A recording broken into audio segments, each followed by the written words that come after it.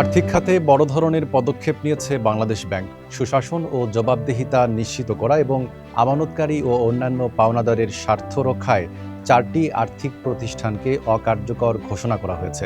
কিন্তু কেন প্রতিষ্ঠানগুলোকে অকার্যকর ঘোষণা করা হলো?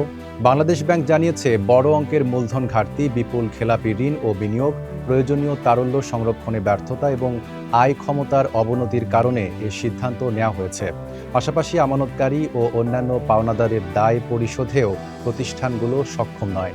অকার্যকর ঘোষিত প্রতিষ্ঠানগুলো হলো Aviva finance, far east finance and investment, FAS finance and investment এবং international leasing and financial services. ২০২৫ সালের ডিসেম্বর শেষে এফএএস ফাইন্যান্সের খেলাপি ঋণের হার ছিল ৯৯.৯৯%, ফার ইস্ট ফাইন্যান্সের ৯৮.৫০, আভিভা ফাইন্যান্সে ৯৩.৯৩ এবং ইন্টারন্যাশনাল লিজিংয়ে ৯৯.৪৪%। অন্যদিকে প্রতিষ্ঠানগুলোর কার্যক্রম পরিচালনা ও পুনর্বাসন প্রক্রিয়ার জন্য বাংলাদেশ ব্যাংকের কর্মকর্তাদের প্রশাসক ও সহপ্রশাসক হিসেবে নিয়োগ দেওয়া হয়েছে।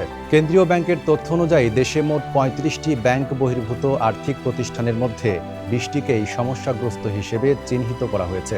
এসব প্রতিষ্ঠানের মোট ঋণের ৮৩% বেশি এখন খেলাপি। বাংলাদেশ ব্যাংকের দাবি, এই পদক্ষেপের লক্ষ্য হল আর্থিক খাতে শৃঙ্খলা ফিরিয়ে আনা, আমানতকারীদের স্বার্থ রক্ষা এবং জনগণের আস্থা পুনরুদ্ধার করা।